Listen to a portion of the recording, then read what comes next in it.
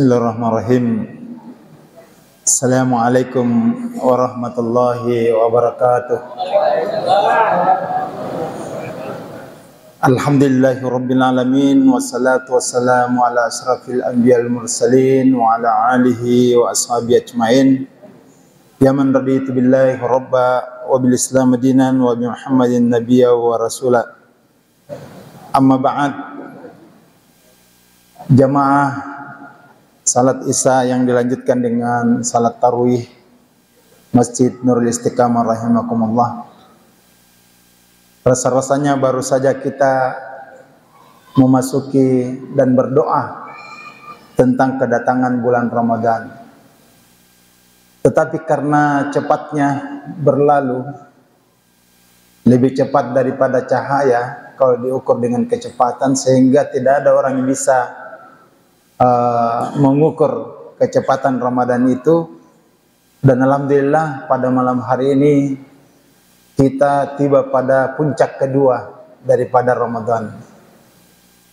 Karena itu Bapak dan Ibu sekalian, hendaklah kita mengkalkulasi daripada Ramadan yang telah kita laksanakan, sehingga Ramadan kali ini dia adalah Ramadan terbaik bagi kita.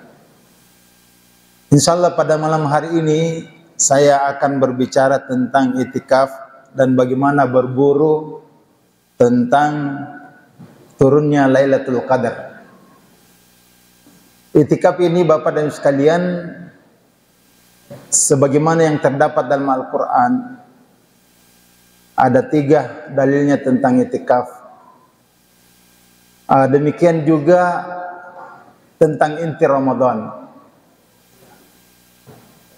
Ramadan itu diawali dengan 3 hadis yang hampir sama, sehingga perlu kita kemudian mengangkatnya seperti yang dikatakan oleh Rasulullah sallallahu alaihi wasallam, "Man shoma Ramadanan imanan wa ihtisaba, ghufira lahu ma taqaddama min dhanbi." Yang kedua, "Man qama Ramadanan imanan wa ihtisaba, ghufira lahu ma taqaddama min dhanbi."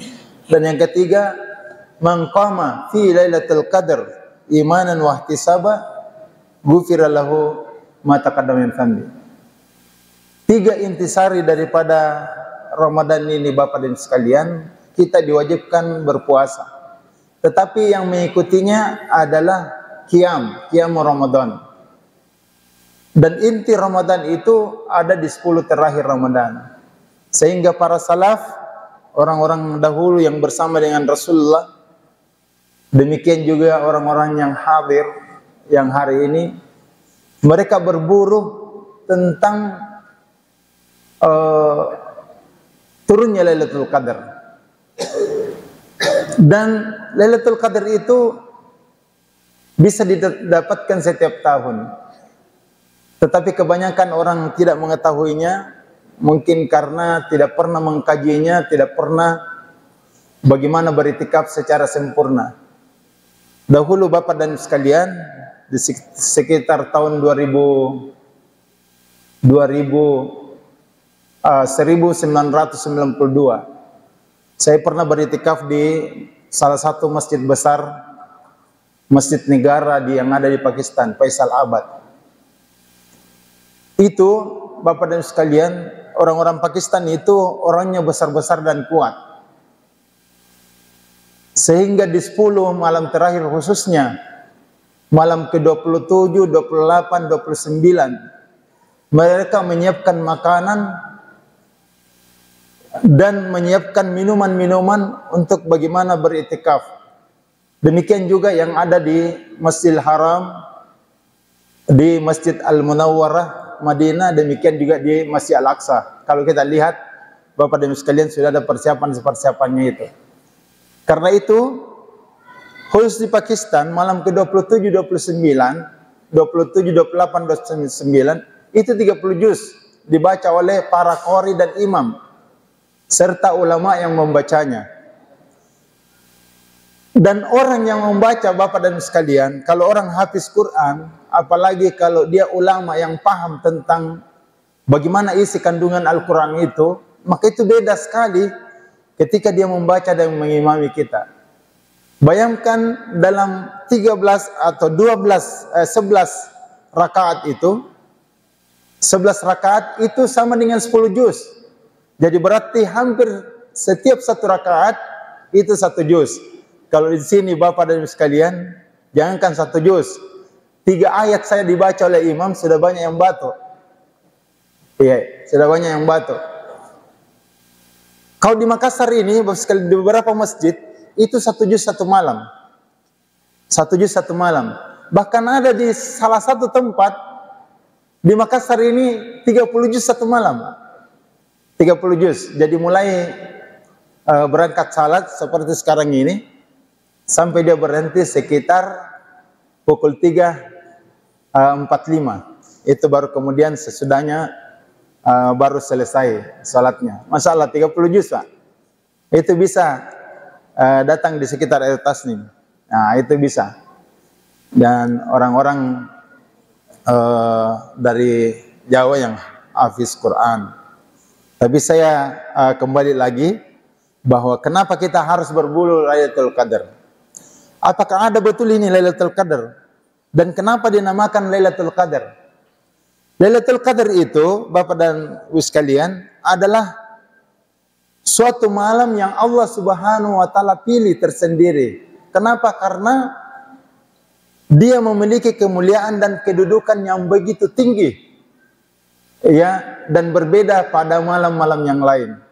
Ini yang pertama. Yang kedua, bahwa Allah Subhanahu wa taala melebihkan keutamanya dengan malam-malam yang lain karena dihidupkan oleh para malaikat.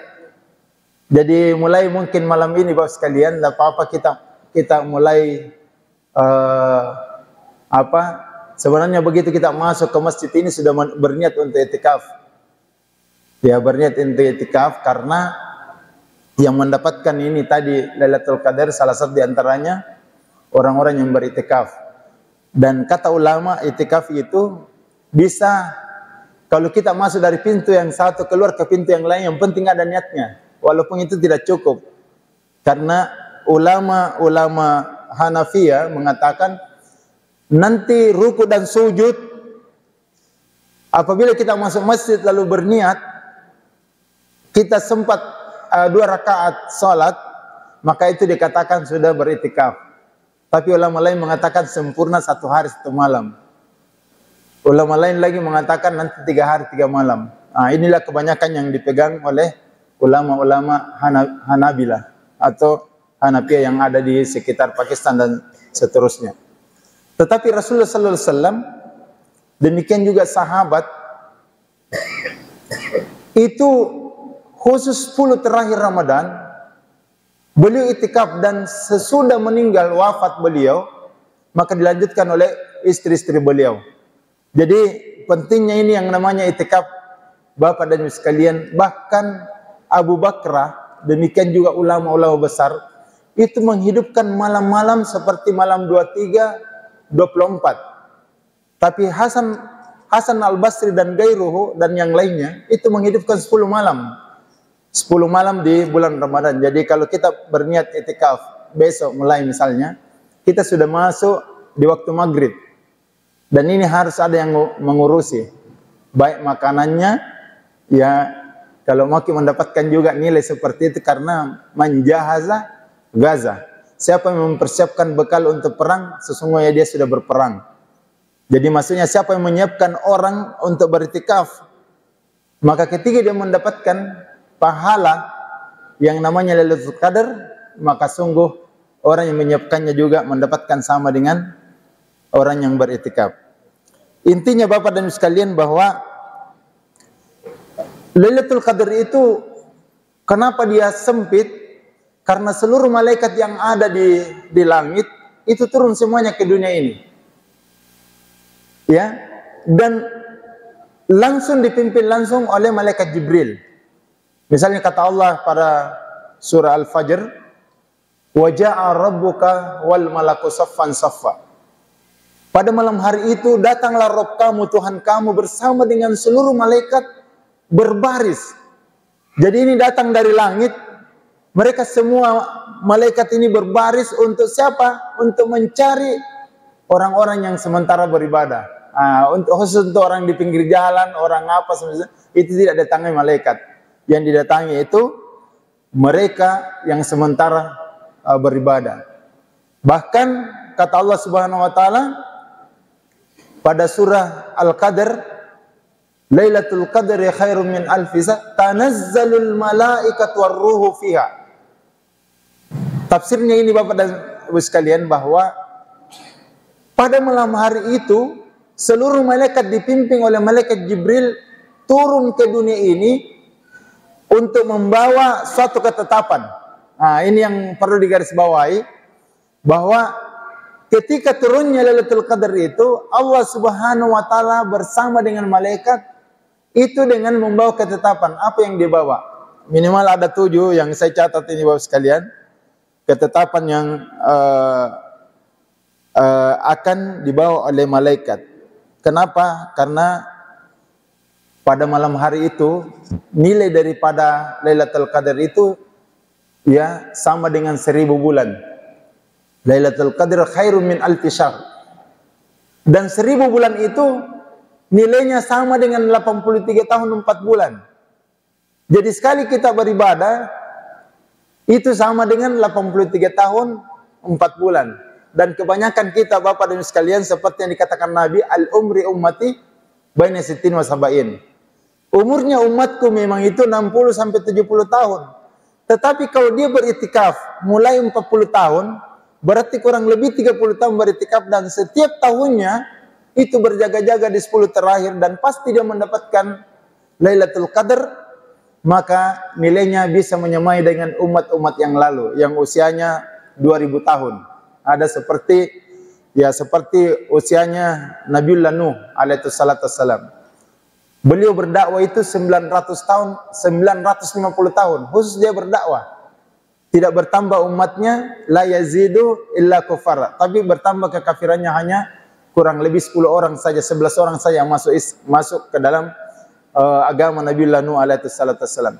Tetapi khusus umatnya Rasulullah sallallahu alaihi wasallam, kalau dia setiap tahun berjaga-jaga, maka Masya Allah, Allah Subhanahu wa taala akan memberikan kepadanya suatu nikmat, keutamaan.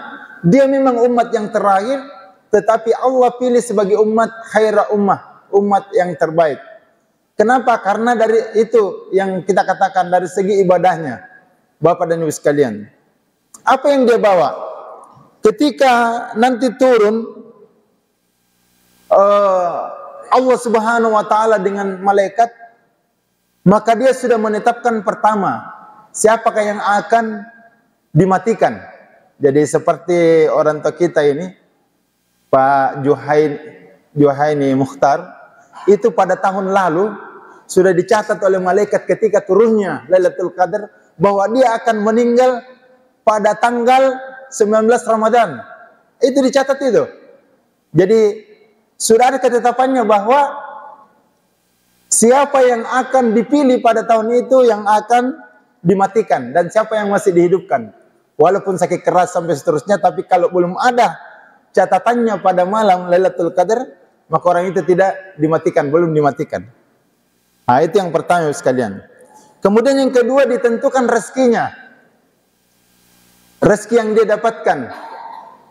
Apakah bertambah kekayaannya dan bertambah kebaikan-kebaikan yang ada padanya. Karena ada orang yang bertambah hartanya, tetapi tidak bertambah kebaikan. Nah, ini sangat beban. Atau bertambah emasnya, perempuan tapi tidak dia keluarkan misalnya kalau setiap tahunnya. Kalau sudah sampai haul dan nisabnya, sudah sampai 95 gram tidak dikeluarkan, itu sangat berbahaya.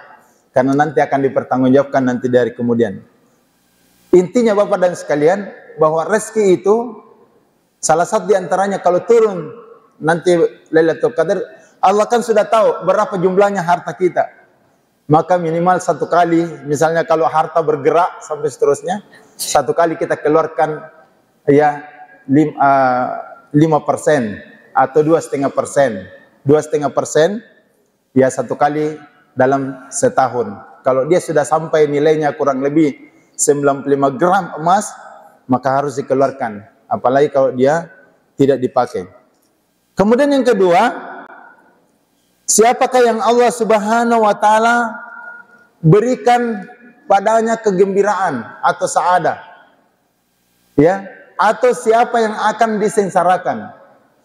Demikian juga Bapak dan Ibu sekalian, walaupun kita setengah mati ini, kalau Allah misalnya menetapkan misalnya Pak Prabowo di tahun 2024 dia menjadi presiden yang ke-8, biar semua orang berkuar-kuar, Pak.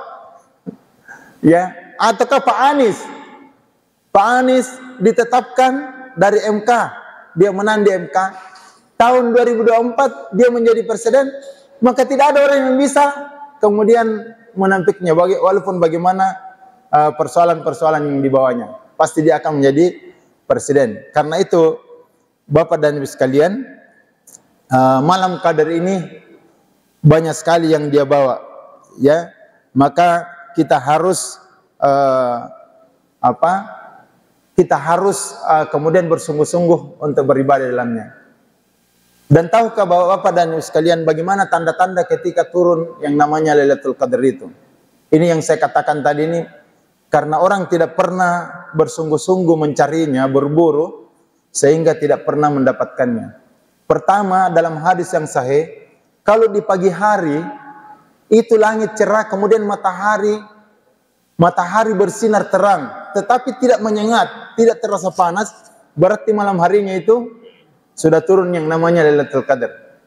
Kemudian yang kedua, pada malam-malam ganjil di 10 terakhir Ramadan. Ini salah satu tandanya. Dan kata Nabi SAW, kebanyakannya turun itu di malam ke-29 dan 27. Makanya orang banyak berburu untuk pergi untuk pergi ke Mekah. Ya, pergi umroh. Itu salah satu di antaranya itu menanti malam-malam tanggal 27 dan malam-malam tanggal 29. Karena kebanyakan turunnya itu di malam itu. Kemudian tanda yang lain Bapak dan sekalian, karena seluruh malaikat ini datang, maka bintang-bintang itu yang biasanya cerah akan redup, tertutupi dengan sayap-sayap malaikat. Kemudian pada malam hari itu ada sejenis embun, ada hujan, tapi bukan seperti hujan sekarang ini, Pak, yang besar, bukan. Dia itu menetes kecil-kecil, embunnya itu, dan akan masuk ke ruang-ruang dada orang-orang yang sementara beribadah. Itu akan lapang dadanya, dan ketika dia beribadah maka tidak terasa capek, tidak terasa lelah. Jadi kalau ini salah satu tandanya Bapak dan Ibu sekalian, kalau kita beribadah pada malam hari itu, malam-malam ganjil, tidak terasa penat, tidak terasa kecapean, dan kita selalu mau ditambah, ya. Ditambah ini biasanya hanya tiga ayat, mungkin kemungkinan kita mau menjadi 5 sampai 10 ayat. Jadi alhamdulillah Bapak dan Ibu sekalian, kita akan berburu malam yang indah, malam Lailatul Qadar itu. Kemudian apa yang kita harus lakukan ketika kita rasa ini tadi? Kalau kita keluar misalnya masuk dulu. Ketika kita masuk itu sudah ada perasaan terasa tidak melelahkan, dan kita mau beribadah dengan sempurna. Maka pertama disuruh kita banyak beribadah. Apa ibadahnya? Pertama, memperbanyak salat sunnah. Ya. Kalau bisa 23 rakaat. Yang biasanya hanya 11, bisa 23 rakaat. Ya kalau ada orang mau misalnya salat 11 rakaat, lanjutkan, lalu kemudian tidak usah dulu witir. 8 dulu, nanti dilanjutkan sampai 23. Ya. Yang kedua, banyak berzikir. Berzikir yang paling bagus, ya, semua yang biasa kita ucapkan, yang hafifatani fil lisan, fakilatani fil mizan, yaitu subhanallah, alhamdulillah, la ilaha illallah, Allahu akbar. Bisa ditambah la haula wala quwata illa billah. Ini yang diperbanyak, Pak, ketika malam-malam itu. Kemudian diperbanyak doa. Dan doa yang paling masyhur, Allahumma innaka afuun tuhibbul afwa fa'fu anna. Ya Allah, Engkau menyukai orang ya Allah ampunilah kami karena Engkau itu menyukai orang-orang yang minta ampun padamu. Ini yang paling afdal, Bapak dan Ibu sekalian. Pada malam-malam ganjil kita siapkan doa ini. Allahumma innaka afun tuhibbul afwa fa'fu anna ya karim, sampai seterusnya. Kemudian yang lain lagi, memperbanyak sedekah. Karena khusus di bulan Ramadan ini Nabi mengatakan khairus sadaqah sadaqatin fi Ramadan. Bagaimana Bapak Nita? Tambah sedikit. Sedikit lagi. 2 menit. Saya kalau di sini Pak tidak puas ke ceramah. Biasanya 1 jam saya ceramah. Tapi tidak apa-apa. Saya baru memulai ini intinya, tapi ya sudah ada peringatan saya lihat ini. Ya. Jadi Bapak dan Ibu sekalian, pada malam-malam yang indah, malam ganjil ini, kita siapkan kalau bisa kita minum vitamin bagi orang yang lemah. Minum vitamin, alhamdulillah ada vitaminnya Pak Haji. Kalau kita minum itu tidak terasa sampai pagi hari. Ada vitamin Pak yang bisa menguatkan. Itu tidak apa-apa. Haji siapa lagi? Yang bapaknya Abi. Ada vitamin Pak, masalah. Waktu saya minum tidak bisa ketidur.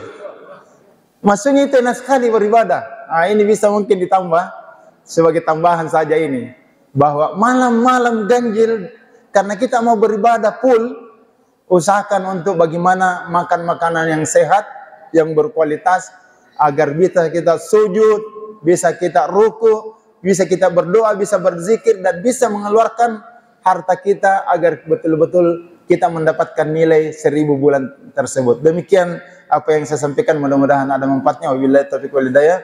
Assalamualaikum warahmatullahi wabarakatuh.